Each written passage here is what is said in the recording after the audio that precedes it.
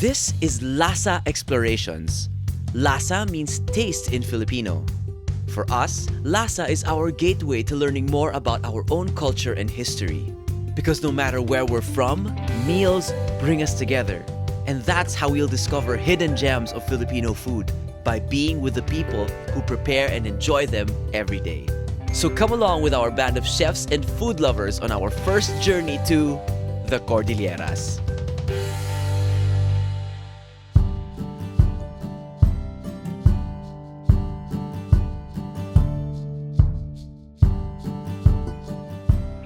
Morning, guys. We're now here in Lubuagan, Kalinga campsite. That's Chico River. Good morning. This is Mr. Kirby King, Master Forager. I want to learn the different produce and different ingredients that you cannot find in our market. I've been foraging, I've been looking, I've been studying about our indigenous food on the seeds, beans, vegetables, fruits, produces that are not known in the public market in every Filipino household. We watched the sunrise. We did a little bit of foraging and harvesting. So we harvested some pechay, and then we have some chives here. Also from the farm, squash flowers from there at the back.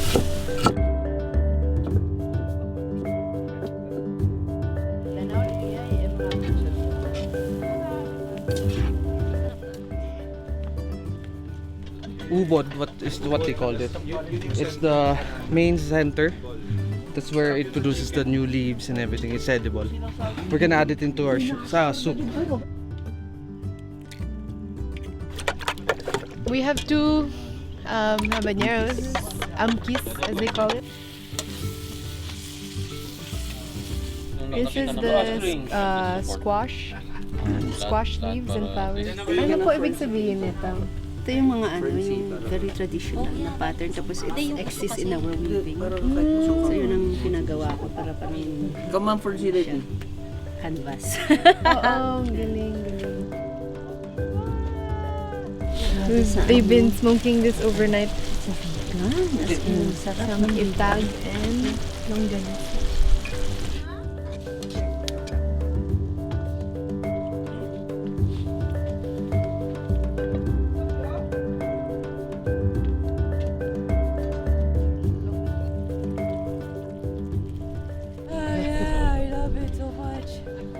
I see the passion.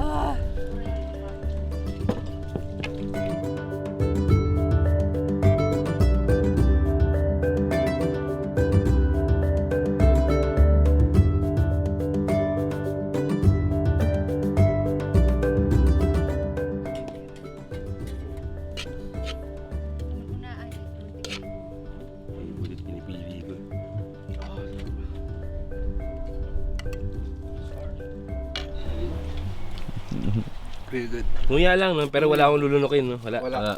Ilagay mo dito sa may... Mas maganda kasi pag sa molars na. lang. Okay. Basta jud. Patulad ng babang gan. Huwag kang iiyak ka. Relax lang na parang yan ang babang. May heater na. Mamaya dito na, akit na dito. Iinit ulo niyan. Pero nararamdaman ko yung dito pag... Yung nararamdaman ko pag... Okay naman. Medyo parang, pinapawisan. Medyo mainit dito. Then parang umaakit siya dito sa likod. Parang kaya ko mag-jumping jacks doon na matagal.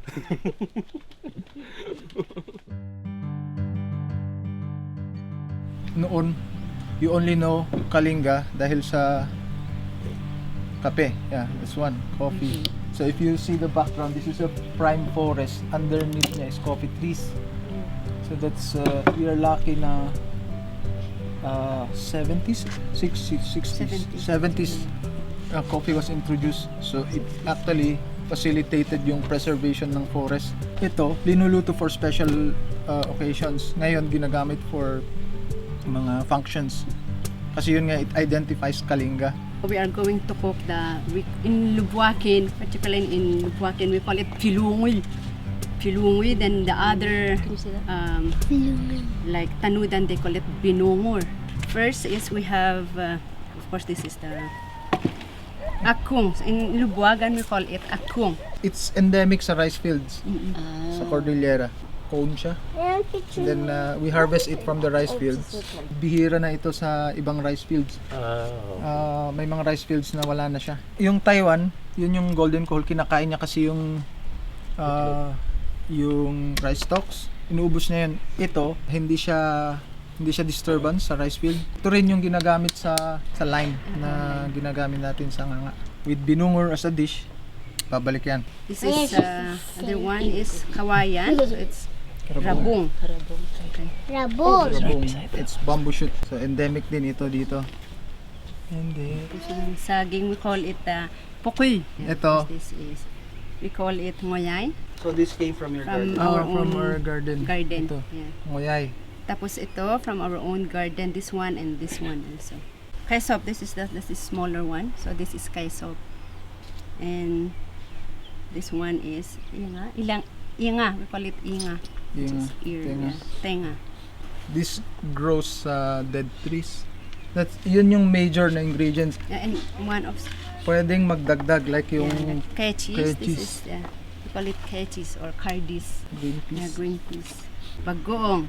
And of course with garlic, luya, and sibuyas. Kalinga rin is known as chili people. Sichut. Sichut. To make it kalinga na kalinga, ang ginagawa 1:1. Susuksukan ng pag isang ganito, isang sili. So you want to have another opening so it's easier to eat and suck out the meat.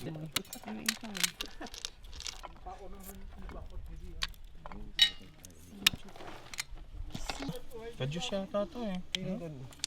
Dalawa kasi may puti eh. Baka variety ng kadyos lang. Pwede. Let's join the force. Uyasan niyo. Boy, masimbata din siya. Luya. Aba. Okay. I was looking for actually kung sinong pwedeng like an authority on this pero wala pa naman. Open book pa rin siya.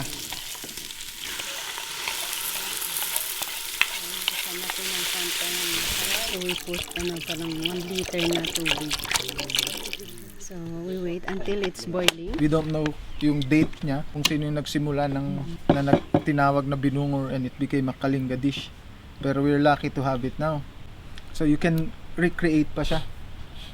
Open naman siya as long as kasi meron kayong ideas din to put, di ba? That's open. If you welcome this dun sa menu nyo, salamat. Yung magagawa lang namin is to maintain yung pagtubo ng materials. Kailangan din yung farm. So nag-boil yung kawayan. So we Alaglag na lahat. Oo. So lahat okay. So sabay natin. So i-bulk muna to okay. The sili, sauce, fish sauce. Overnight, mas masarap daw kasi lalabas lahat ng mga flavor ng ingredients. Put the akong at the end.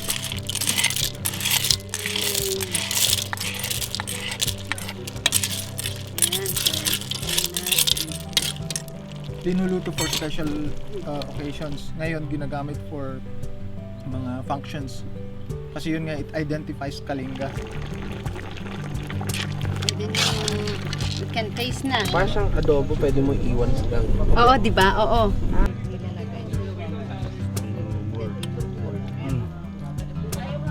So good. It had like snails and bamboo shoots and the components of the rice field. It was really full of flavor and very simple, but tells a lot about the culture.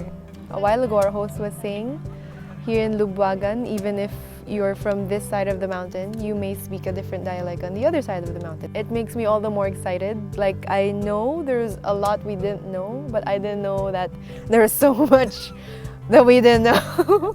Tilip-tip ka eh. So ang basic ingredients niya is itong malagkit, ang tawag sa Kalinga, chekot, and then coconut. Yeah, Coconut. basic. We call this apin. Gagamitin natin ito para sa paglulutuin natin yung chekot para hindi siya masunog. Parang nagwi-weave ako eh.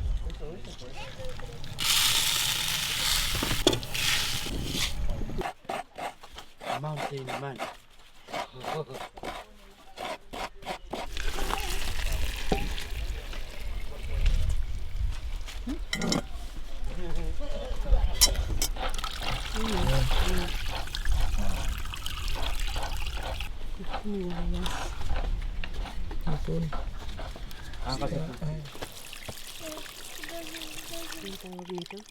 Ito yung sauce ng galing sa niyog. So ito yung gagamitin natin sa tubig to cook the chekot. Lulutuin ko siyang parang kanin. It will take 1.5 hour. Okay. Ba't ito? Sa nawira? Tatanggalin niya na yung final mga hair. So now he's burning it a bit more so that the oil comes out and the fat is rendered.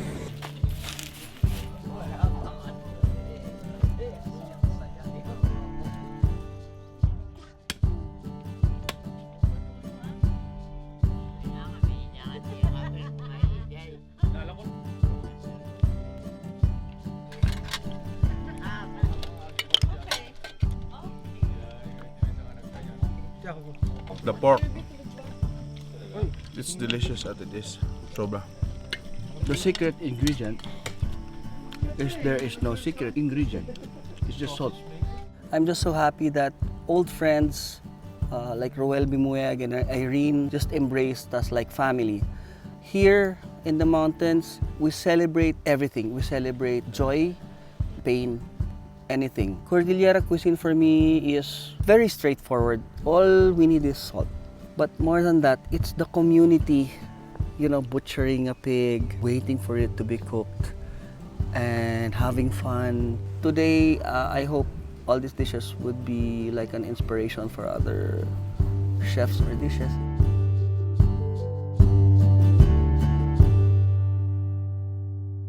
So, ito na yung result ng ginawa natin kanina. Ito yung nalutong chekot na gagawin natin tilip-tip kay. Mas masarap pag medyo cold siya. Naman? Oo. So, yan.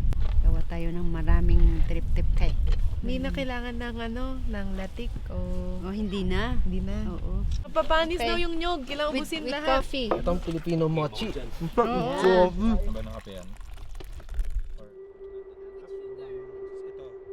This is not just about food. It's everything. This is farm to table here at its finest. Personally, I've always dreamt of living off the grid and living off the land and have this farm to table dream. So I'm very thankful for our hosts here for showing us how it's really done and how it's actually a reality for them. It's a day-to-day life. It's not just some trend. I really admire how resilient they are despite the ever-changing world.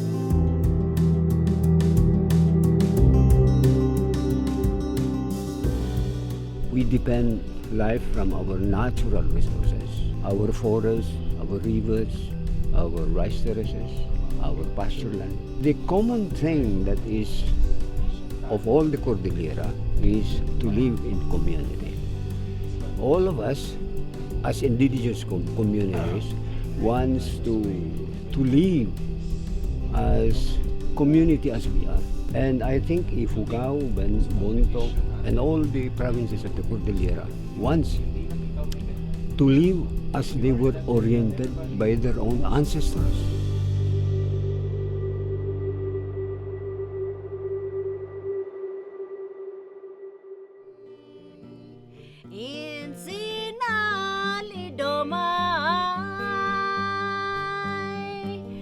Dong dong ay si dong ilay lido maay sa lido may Salido mai, ay di